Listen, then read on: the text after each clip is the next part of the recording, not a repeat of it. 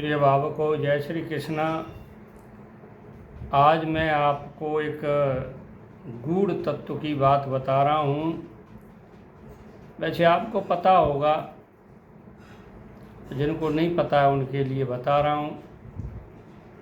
देखिए, आपने देखा होगा कि जितनी मालाएं हैं जो फेरते हैं लोग, उसमें 108 मोती होते हैं या 108 रुद्राक्ष होते हैं या 108 तुलसी के माणिक होते हैं, मोती होते हैं तुलसी के। तो ये 108 क्यों होते हैं, इसके बारे में मैं आपको जानकारी दे रहा हूँ। और भी कोई जानकारी हो सकती है। देखिए, इस ब्रह्मांड में 27 नक्षत्र ज्योतिष शास्त्र ने बताए हैं। अश्विनी, भरणी, कृतिका, रोहिणी, मृगशिरा, आर्द्रा, पनूचू, पुक्य, अश्लेषा, मघा, पूर्व फाल्गुन, उत्तरा फाल्गुन, हस्त, चित्रा, स्वाति, विशाखा, अनुराधा, विशाखा, अनुराधा, ज्येष्ठा, मूला, पूर्वाषाढ़ा, उत्तराषाढ़ा, श्रवण, घनिष्ठा, शतविशा, पूर्व भाद्रपद, रुद्र भाद्रपद, रेवती।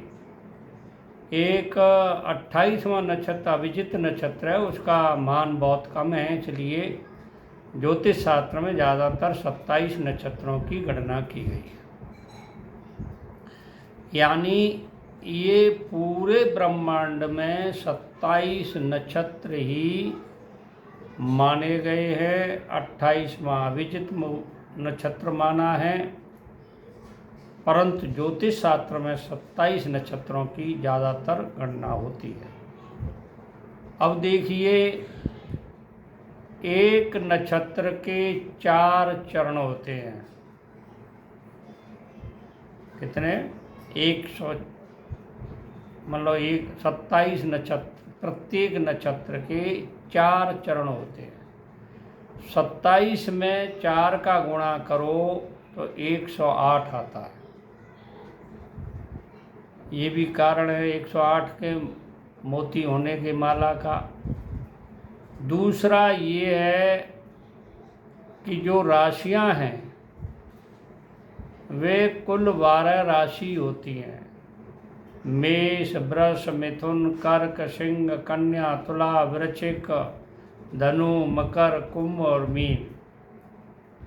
इन राशियों का निर्माण नक्षत्रों के द्वारा ही होता है। तो एक राशि में 9 चरण होते हैं। 12 का 9 का गुणा करो, 12 का पहाड़ा 9 बार बोलो, 108 आते। 12 9 108। तो ये भी एक कारण है 108 माला होने का। और देखिए, कुंडली जो हम बनाते हैं उसमें भी लग्न से लेकर के 12वें भाव तक कुल 12 भाव होते हैं। वो भी राशियों के ऊपर ही होते हैं, तो उनमें भी 4-4 चरण होते हैं, इसलिए 12 9 108।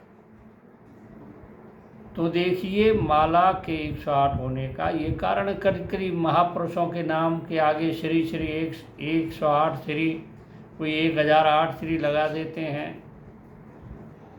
लगाते हैं, उनका वो काम है, लगाते रहते हैं। परंतु देखिए, जैसे अश्विनी नक्षत्र, चू, चे, चो, ला, ली, लू, ले, लो, ये 9 चरणों को मिलाकर के एक राशि बनती है, मेष राशि।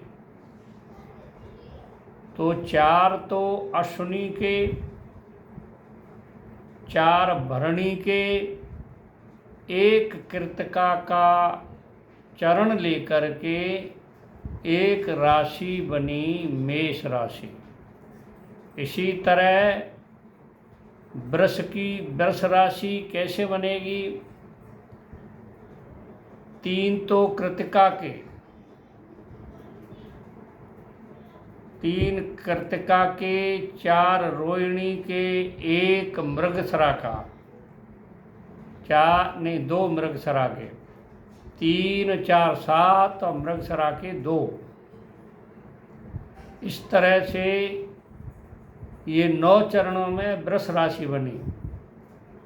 इसी तरह से मृगशिरा के 2, आद्रा के 4, 6 और 3 पुनर्वसु के, इस तरह मिथुन राशि बनी।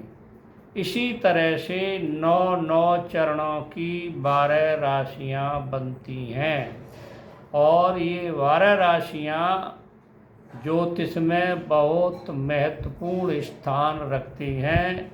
इनको कंठस्थ कर लेना चाहिए ताकि इनकी जब भी ज़रूरत पड़े तो आपको पंचांग खोलने की ज़रूरत नहीं है। और नक्षत्रों को भी याद कर लेना चाहिए। देखिए, मेष, वृष, मिथुन, कर्क, सिंह, कन्या, तुला, वृश्चिक, धनु, मकर, कुंभ और मीन, ये 12 राशियां हैं। 12 राशियों के आधार पर ही लग्न शुरू होती है। जो जन्म समय जिस लग्न में आदमी का जन्म होता है वहीं से 1 नंबर शुरू होता है। जैसे सिंह लग्न में शुरू हुआ तो 1 खाना जो है कुंडली का उसमें 5 लिखेंगे, दूसरे में 6, तीसरे में 7, चौथे में 8, ऐसे क्रम से 12 लिख देंगे। फिर कौन सा ग्रह किस राशि में बैठा है, सिंह में कोई ग्रह बैठा है तो लग्न में आ जाएगा, कन्या में बैठा है तो दूसरे भाव में आ जाएगा, तुला में बैठा है तीसरे भाग में आ जाएगा, वृश्चिक में बैठा है तो चौथे भाव में आ जाएगा। इस तरह जन्म पत्री का निर्माण हो जाता है।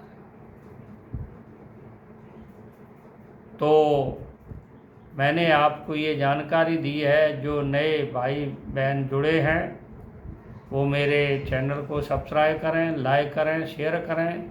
मैं ऐसी ही जानकारी आपको देता रहूँगा। जय श्री कृष्ण।